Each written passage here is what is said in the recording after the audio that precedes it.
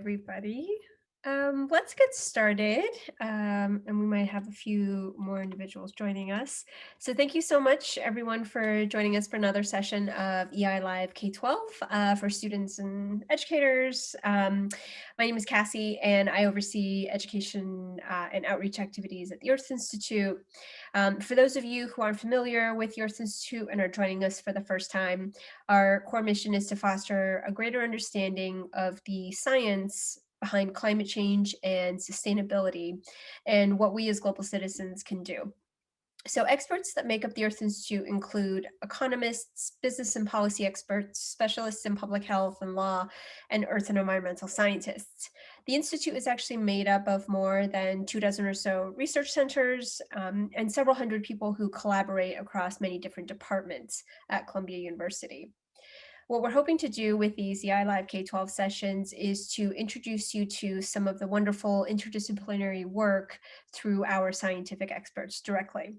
We'll have weekly sessions until the end of June. And if you'd like any more additional information about our upcoming sessions, feel free to reach out to me directly. So today we're very lucky to have Lisa Dale, who teaches in our undergraduate major for sustainable development, and she is going to be speaking to us about climate policy and just exactly sort of how it works.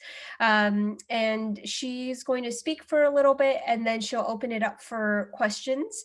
If you do have questions that come up throughout the session, feel free to use the Q&A box just below, and we'll make sure that we cover those questions. So Lisa, why don't you take it away? Thank you, Cassie. Happy to be here. I hope everybody can hear me. So I'm a political scientist, which means I study policy, and my focus is always on environmental policy. So I've been invited here to share with you some of the key pillars of environmental policy, particularly for climate change. How do we structure global climate change policy? So that's the goal today. I'm going to talk for about 20 to 30 minutes, somewhere in there. So it's a pretty short talk, and then I'm happy to answer questions and we can have as much discussion as we like afterward.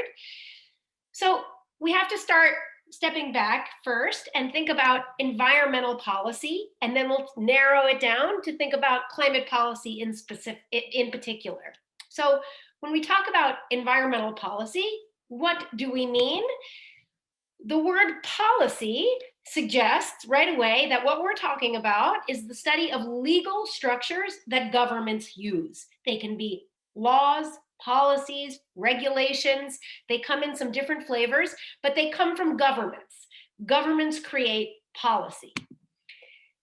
Those policies, if we consider them to be environmental policies, sometimes environmental policies are intended to protect valuable assets in the environment. Like in these photos on the right-hand side, we might have policies in place designed to protect the shark, protect the forest, protect the, what are those, bears. So we have lots of policies that are intended to protect environmental assets, and they work in all different kinds of ways. We have other policies that are also part of environmental policies that are more concerned with the allocation of resources. Who gets what? Who gets which resources? Let's look at that tree. We can imagine that tree provides shade for some people, a beautiful place to read a book for some people, and valuable timber for some people, and valuable habitat for an animal. How do we decide how to allocate the use of that beautiful tree? Should we build a house out of the wood? Should we save it for reading a book under? How do we make those allocation decisions? Those are other kinds of environmental policies. Environmental policies also dictate process. Who gets to decide that about the tree? Is it the people who live nearest to that tree? Is it high-level government officials who decide about the fate of the tree? Is it the local community? So we have lots of environmental policies that also focus on process, decision-making rules.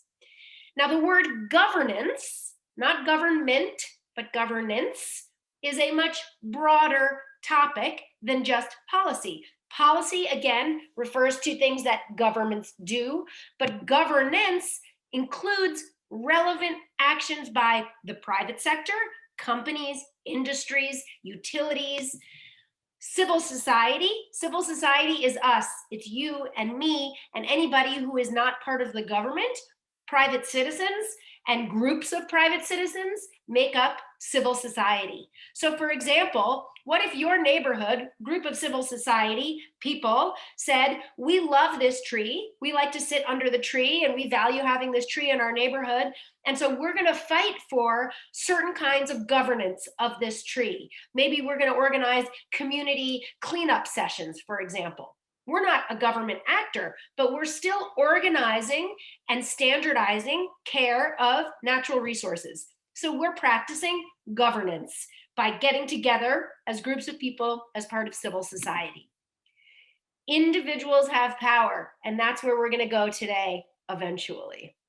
So I'm going to structure this talk with this image in mind. It was much more colorful when I first built it.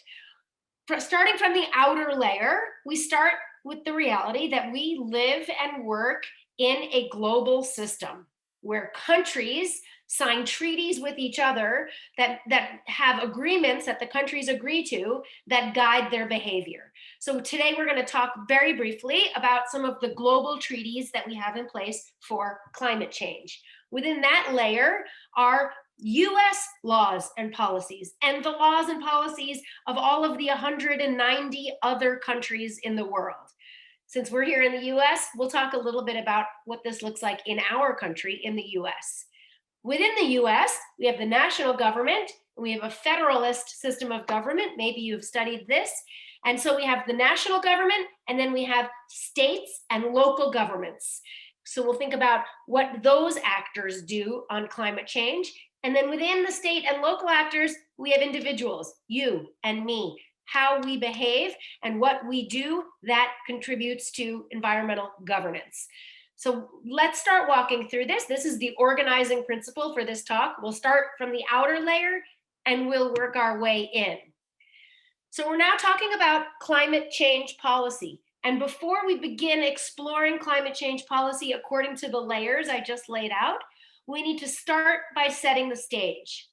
Within climate change policy, we generally talk about two categories of policy called climate mitigation policies and climate adaptation policies. So let's begin by making sure we understand the difference between these two. Climate mitigation policies are probably the ones you know the best. You've heard a lot in this country, in the US, about how we need to, for example, reduce our greenhouse gas emissions. We need to shift to renewable energy. We need to decarbonize our societies. We need to keep trees planted so they can absorb carbon out of the atmosphere, right? These are all part of a climate mitigation approach. Our goal in all of those different types of policy ideas are to reduce emissions as a way to minimize climate change from happening, right? We know it's already happening, but our climate mitigation policies are intended to limit how much the earth warms and how much those effects then persist. Those are all climate mitigation policies. Climate adaptation policies say the climate is already changing, and rather than just try to prevent the climate from changing, we also simultaneously need to adapt to the fact that we are now living in a different climate than we were in 50 years ago. The earth has already warmed at least a degree. It varies around the world, and the effects are very different. But for example, most of our biggest mega cities in the world are coastal. And one of the impacts of climate change that we know is already happening is sea level rise. So our biggest cities are threatened by rising seas, and all the work they do on the climate mitigation side won't do anything to protect them tomorrow from rising seas. So perhaps they're also building sea walls. That's an example of a climate adaptation strategy. Sometimes farmers are adapting their crops that they plant and what they grow because the seasons are different and they have better luck with different crop varieties. Those are examples of adaptation policies. Sometimes policies both have benefits for mitigation and for adaptation. We call those policies, we say they have co-benefits. For example, planting a tree, planting a forest will serve mitigation goals by serving as a carbon sink. Trees absorb carbon out of the atmosphere. That helps to reduce the concentration of carbon dioxide in the atmosphere, which is the driving force for climate change. So if we plant trees, that has mitigation benefits. But planting trees also lowers the temperature in the surrounding community significantly. Sometimes cities, for example, have much higher temperatures than the land around them. It's called the city heat island effect. Planting trees reduces the heat, creates shade. That's adaptation. We're adapting to a warmer climate by taking steps that reduce the temperature. Okay, so we'll talk about what these policies look like, and I'll be referring to climate mitigation and climate adaptation the whole time. So I hope that we are clear on what these terms mean. So here we are in the outer layer of that diagram. What's happening at the global level? The first thing that really happened in the policy sector happened in 1994, and it was the creation of this United Nations Framework Convention on Climate Change. It's a mouthful. We call it the UNFCCC, and this was the first attempt at the global level to say, all of the countries are in this together.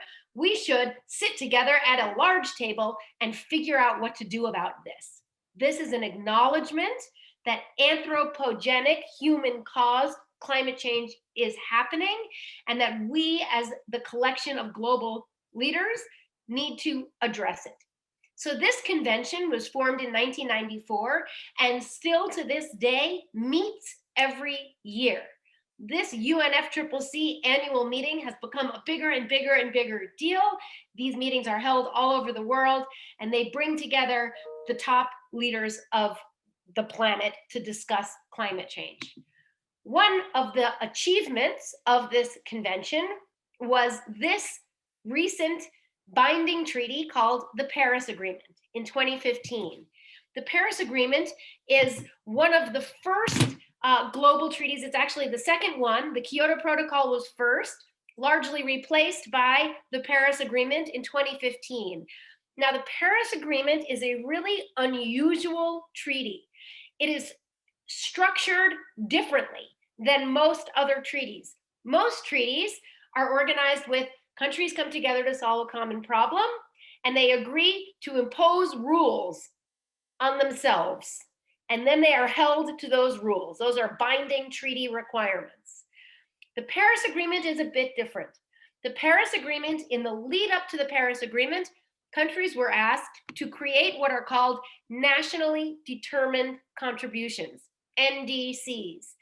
These NDCs, each country says, here's what we're seeing in our country. Here are the climate mitigation priorities we have. Here are the climate adaptation priorities we have. Here's what we intend to do to contribute to reducing this common global challenge. NDCs include mitigation and adaptation. And the goal of the Paris Agreement is to keep global warming below 2 degrees. The bad news is it's not going to succeed if that is the only way we measure success. In some parts of the world, we have already passed 2 degrees. The good news is the structure of this treaty makes it really dynamic, and so countries can continue to modify and enhance and build their NDCs. Each year, they can add more aggressive goals to their NDCs. So it's a living treaty. That makes it unique, and it's a bottom-up treaty. Countries made their own decisions about what they were going to accomplish. So that's the Paris Agreement. We've had the Paris Agreement now for just over 5 years, and it's been a challenging 5 years, as we all know. But the next thing that happens in any setting with a treaty is that the countries that have signed this treaty and said, I will do A, B, and C, now they have to go home to their actual country and do those things. That means they have to pass new domestic laws, new domestic policies. So every country who submitted an NDC said, I'm going to, for example, reduce deforestation in my country, reduce industrial emissions, we're going to change our building codes, we're going to do all kinds of things. That's all just words until they come home and they put those words into new laws, new regulations, new policies. Then we are implementing the Paris Agreement. So here's Joe Biden. This was his campaign pledge. Climate and clean energy was central to his campaign, and I think will be an area that his administration cares a lot about. Among the policies that he is considering and has already begun to develop are shifts away from fossil fuels to renewable energy in the US, adjusting the mileage standards so that cars and trucks can run more efficiently and emit less. We talk a lot about putting a price on carbon. It's a little bit outside of the scope of our talk today, but I'm happy to answer questions about it if you have any. We sometimes think about a carbon tax or a carbon cap and trade system. Maybe you've heard of those things. Other types of policies that are likely is that the government may require an analysis of climate change before new infrastructure is built. These are just examples, and that's why I have question marks after each one.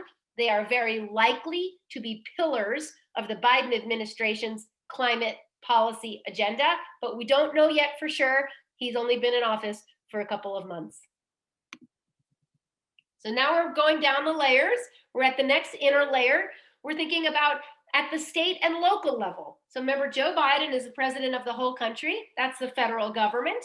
But we also have state governments. We have New York State has a governor and members of Congress. We have local borough council people, and every town has a mayor, right? So we have states and local governments that also contribute to environmental policy. And in fact, for most citizens and residents of the US, we are much more likely to interact with our state and local governments than we are with the federal administration in faraway Washington, D.C. So we often think about states and local governments as being the main access point for residents. If you had a problem with the trash collection on your block, you're probably going to call your councilman.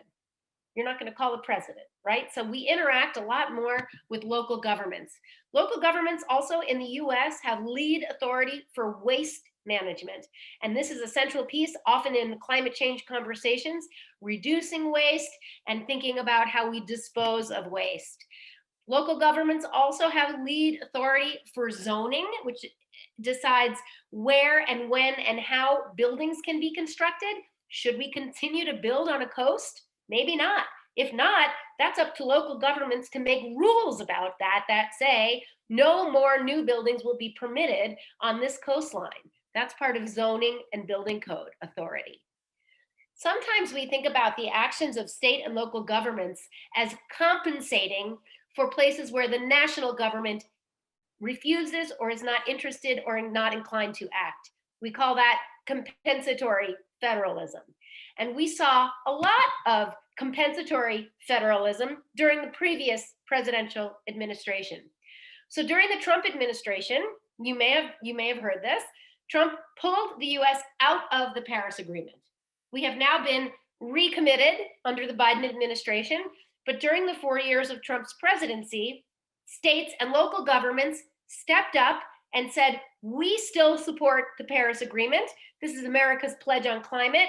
2018, America was formally out of the Paris Agreement, but you can see all these places across the country where cities and states and even businesses reaffirmed their commitment to the Paris Agreement and to their plans to continue to take action to succeed in our NDCs. This is an example of compensatory federalism, stepping in to compensate for, in this case, a missing national government.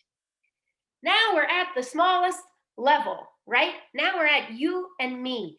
What can we do in the climate change policy setting? Where is our power as individuals? One way we have power is by voting with our wallet. We have power as consumers.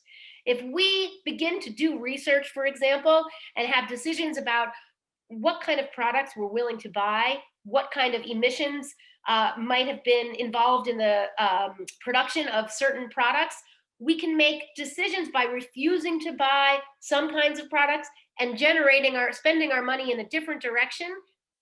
That can have a really powerful effect on the private sector, what they produce and sell. We have the demand side. So individuals have a lot of power as consumers. Individuals also have power as voters. I think most of you have not yet reached voting age, but very soon this will be you. Tremendous power as voters. Individuals of all ages have power as organizers. You can talk to your friends about what you care about, what you're learning. You can go attend climate marches, climate talks like this one. The fact that you're here is already a sign that you are interested in this issue. So, we've seen a lot of climate marches. Being an organizer means you call up 3 of your friends and say, let's get organized and get out onto the streets. That's one kind of organizing. And we can see that happening in that photo. Individuals can also volunteer. There are all kinds of ways to get involved in efforts to mitigate climate change, to adapt to climate change, to educate others about climate change. And you can certainly lead by example. You can talk about the issues that you care about, and you can remind people who are near to you about these issues in their daily lives and how it affects them. Most importantly, for you all, the young generation, the next generation, this is a problem that we are leaving for you to solve. I'm sorry to say, but that is the reality. We need you to study, learn, invest your time so that you can help solve these massive challenges that we face on the earth as climate change continues to intensify and the impacts continue to touch every sector. We have all kinds of access points for policy to think about changing this story. I'm going to stop there. How did I do on time? Pretty good, 25 minutes. So we have plenty of time for questions. I don't know, should I stop sharing my screen? Or I guess not, because we can't see anybody anyway? Yeah, Lisa, I would stop sharing your screen, and that way we can see you bigger. There we Right. go. Great. Yeah. So I encourage our audience, if you do have questions, please type it into the Q&A box. I will get us started. I was curious to hear. I like the sort of circles and the layers. That really helps us kind of break down, the all the different pieces involved here. How do groups like the C40 sort of fit in? If you could touch a little bit about those types of groups, and then there's also sort of what I think of very strong philanthropic efforts as well, and where might they fit in those layers that you talked about? Yeah, so the C40 organization is a nonprofit organization. It's part of civil society, right? It's not a government, although the members of this group are governments. Right. So C40 is intended, for those of you who don't know, it's a partnership opportunity for mayors and other officials of large cities to learn from each other about climate change policy, what they can do on the mitigation side and on the adaptation side. So C40 reaches out to mayors of the largest cities in the world and says, join us. It becomes sort of an intergovernmental expression of civil society. It's both outside of government because it's supported and staffed by people who are not in government, but they work closely with members of government to help them share information. It's really a powerful tool. Foundations, I think, similarly, generally are private foundations, right? So they're part of civil society. Sometimes it's private sector, depending on how it's structured. And so those organizations help a lot with funding efforts, and they're very likely to be supporting other initiatives launched in civil society as well. Great, thank you for that. And I know that I think we have some students and some teachers as well. And in terms of, there's a lot of great younger students and young learners getting involved in sort of climate action. I'm curious to hear if you've seen sort of great examples of that happening, whether it's been at the school level or within certain cities. Within certain school districts. Any examples that you have either read about or have seen firsthand or have been involved with be really, really helpful. Yeah, I think we were all really taken by Greta Thunberg when she came to New York last year or Yeah. whatever, pre-pandemic, 2 years ago. Yeah. And she was inspiring, not just, I think, because of the words she said, but because she reminded us that one young person can Yeah. have a tremendous impact if all the stars align in some way. And so Mhm. she really, I think, represents the power of youth and Mhm. the power that young people can bring to an issue, um, just by showing up, by speaking out. Mhm. She's so articulate and Yeah. such an unusual type of spokesperson for this kind of issue that she Yeah. really caught the world's curiosity and Yeah. interest. So that's an obvious example. Mhm. You know, Also, my undergraduates at Columbia University are quite involved in climate action in all kinds of ways. So they volunteer when they're not in class. A lot of them work with local schools and to educate students who are a little bit younger than they are.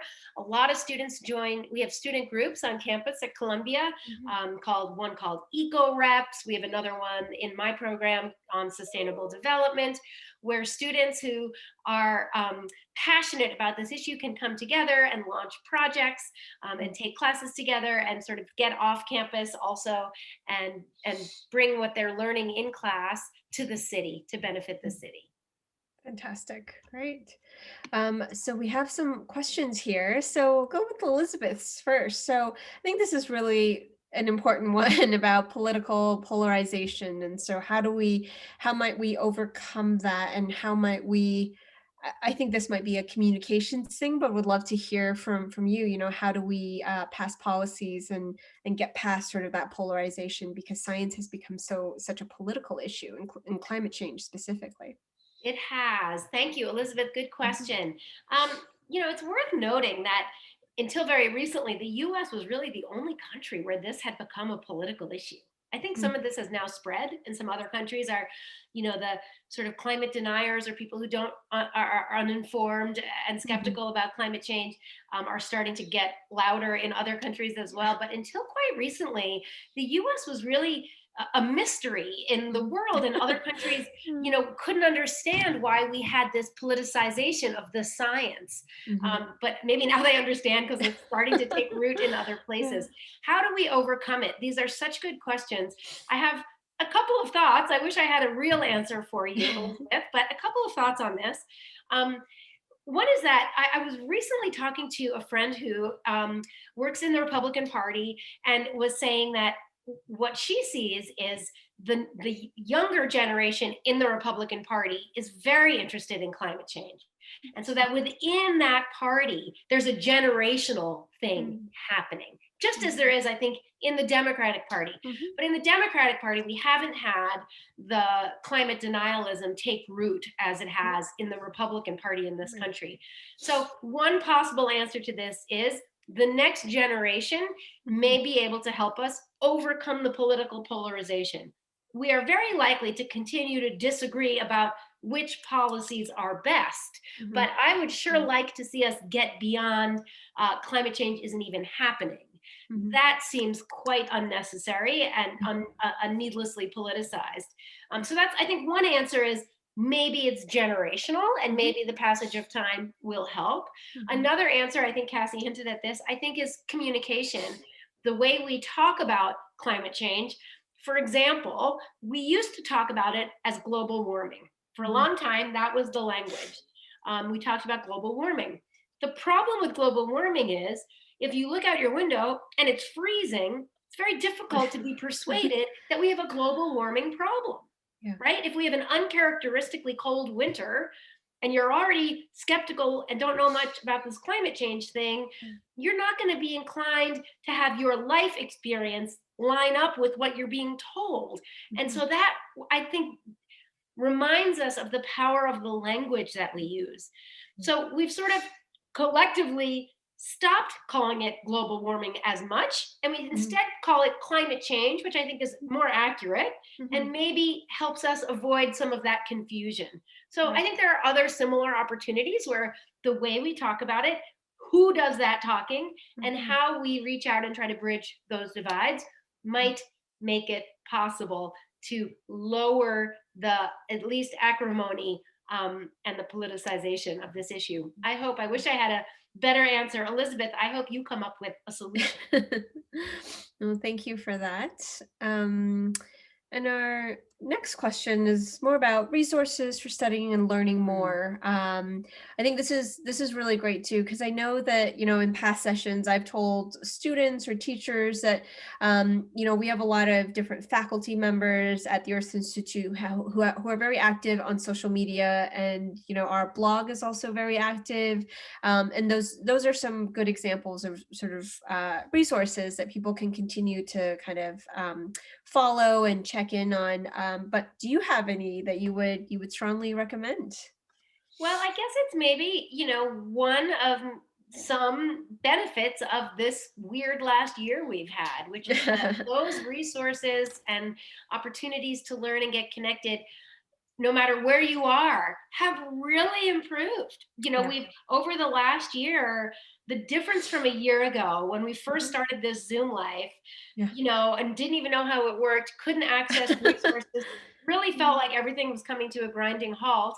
I Mhm. imagine most of the students on this call have been studying at home for the last year. So we've Mhm. all, I think, lost a lot of ground in that sense. Mhm. But the bright side, maybe the flip side of that, is that finally, a year later, there is a wealth of material Mhm. available to us in a remote setting, more than I've ever seen. And we've learned how to use it better. We've learned how to make it available better. We've learned how to make it interactive better. So there's been a huge sea change in this over the last year. So there are tons of places to look. I really like Cassie's ideas. Start at the Earth Institute. We will keep you busy indefinitely. But you can always look at government pages. You can look at if you're looking at candidates or political officials, go to their website. If they care about climate change and are working on climate change, they'll have a policy section on their website. You can see what they stand for and what they're about. And as you're making decisions about voting in a few years, it's a great way to learn about different candidates' policy positions. And as you head off to higher education, some of you study this stuff. I think it's Mhm. at this point very difficult to get a college degree in any field without at least coming across climate change. Mhm. And some students really focus their college careers on environmental policy, climate change science, or a related discipline. There's a lot of ways to pursue this. And so if this is an area that you want to study in college, be attentive to choosing a school that has a strong program in climate. Mhm. Many schools do, but not all schools do. Mhm. So you have to do some research and you have to think about which aspect you're interested in. You don't always have to know because that's what college is for, but you might have some ideas about what you want to study and shop around and find a college that excels in that. Yeah, absolutely. Great advice there. So we have so Mercer has, I think, two questions here, both very good questions. Can you see those, Lisa? Yes, I can. Yes? Okay, great. Are people Mm, considered environmental mm, assets? mhm, Sure, depending on how we're using the term.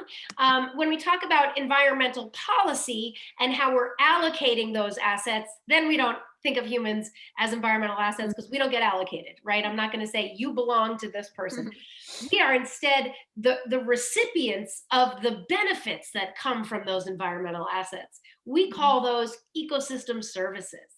So, for example, we might value a forest for what it looks like, but we might also be getting benefits from that forest because it's buffering us and protecting us from sea level rise by absorbing the ocean as it protects us between us and the coastline. The forest is protecting us from that coastline free of charge. Those are called ecosystem services. They benefit us. We don't have to pay the trees for that. But those are examples of environmental assets that might be governed through policy. Mm. So I'm not sure the answer to that question is helpful. I would say in a policy context, Mhm. not usually, Mhm. but Okay. in a more philosophical context, you're asking a profound question, which is, I think, are human beings part of the natural world or separate from it? Mhm. This is a great topic. Yeah. We talk about this a lot. Yeah. It gets into some really interesting philosophy and ethical discussion, a little more than I can get to right now. Mhm. But the answer is maybe. Depends Mhm. on how you understand those relationships. It's an important question, though, to consider. Yeah. And the second part of your question, are the NDCs more or less effective in accomplishing mitigation and adaptation? Well, the beauty of the NDCs is that they are self directed, so that they reflect specific priorities that the governments have of themselves. So some countries, like the United States, most of Western Europe, really have to focus on mitigation because we are the large industrial emitters in the world. Mm. Those countries need to focus their priorities on reducing their emissions. But other countries, most of my research that I do is in sub Saharan Africa. I do a lot of research in Rwanda, and they have almost no emissions. But what they have is a large population of farmers who are struggling in the face of climate change impacts. So a country like Rwanda or other countries in Africa is going to have their NDC much more oriented around adaptation policies. So Mhm. they're looking at ways to support farmers who are struggling to grow crops in a new climate, how to support households that are facing more natural disasters that are a result of a changing climate. Those are adaptation policies. So I don't know that either NDC is better or worse, but the beauty of the Paris Agreement is that they're individualized. It's Mhm. not a one size fits all. We're Mm. not telling Rwanda to stop burning fossil fuels because they're not really doing that. And we're not telling us to modify our subsistence farming policies because that's not how our economy is structured. So it lets it be place based and specific. Mm. That's great. Thank you. And I think that's a nice segue sort of into the next question, which is sort of how governments might prioritize certain policies over Mhm. climate change. Is it easier to tackle this issue holistically or perhaps through sort of systems thinking? I hear that come up quite a bit. And if so, would one have to study sort of individual states based on their specific needs? So, at the national level, the way we make decisions about which policies to enact is called politics. We do this in Congress, and our senators and members of the House of Representatives argue with each other and write bills and say, here's Yeah. my proposal, we should do it this way. And then Mhm. other senators and other members of Congress say, no, no, we want to do it this way, here's my bill. Mhm. And ideally, the way the process is set up in Congress, they compromise, they Mhm. work together, they build support, they give testimony, they speak on the floor, they invite scientists in to come support their proposal, and they try to persuade other members of Congress that their policy will lead to better results. And Mhm. then we vote. And Mhm. remember, we are voting for those representatives. So Mhm. if you're watching this and you're saying, why are they voting for that dumb policy? I don't like that approach. I disagree. You can vote that person out of office, Mhm. vote somebody else in who reflects your priorities and your values. Mhm. It's messy, it's Yeah. democracy, it's not perfect. Yeah. That's the national level answer. Mm. At the state level, you're right that every state is slightly different, right? What's happening in New York is very different than what's happening in Nebraska. And Mhm. so those states are dealing with climate change policy issues within their own state borders. And that's happening at the local level. So you really have an opportunity to, yeah, check out what various states are doing. And states also can learn from each other. So states are often considered sort of petri dishes, laboratory experiments for national policy. So, for example, California has experimented a lot with mileage standards. There's different standards for cars and trucks in California than anywhere else in the country. Mhm. And it's been an experiment to Mhm. see if we raise mileage standards, do we go broke? Are there other consequences we don't know about? Does it succeed in reducing emissions? And so we've begun already gathering information from the California experiment and learning from that. And other states are adapting to those policy, better information in policy. And sometimes the national government waits till a lot of states have tried things out, borrows those ideas, and creates national policy in that way. So we have a very, I would say, fluid and dynamic political system. Yeah. The only way we prioritize is by arguing about it and providing evidence and trying to persuade each other. That's great. Thank you. And I think perfect timing, I think we have time for one last question, which is activism burnout and how you might deal with it. I think this is good, especially considering all the things that have perhaps happened this year, whether it's been related to climate change or not. And I'm not sure if you have personal experience, but maybe you've seen it or read about it, and how might you, if you've spent years and years talking to people about global warming or climate change and you feel like you're getting nowhere, how might you deal with that situation?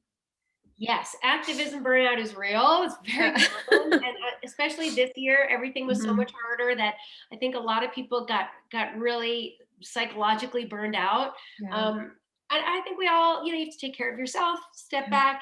Remember, activism can be in all kinds of forms. So if you're burned out from going to marches every weekend, take a weekend off, stay home and read a book.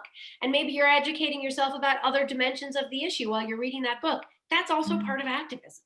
Yeah. Maybe you're talking to a friend about it in a much calmer setting. That's also part of activism. Yes. Maybe Yeah, you're absolutely. studying for school so you can get good grades in other subjects so you can go to the college of your dreams and study climate change.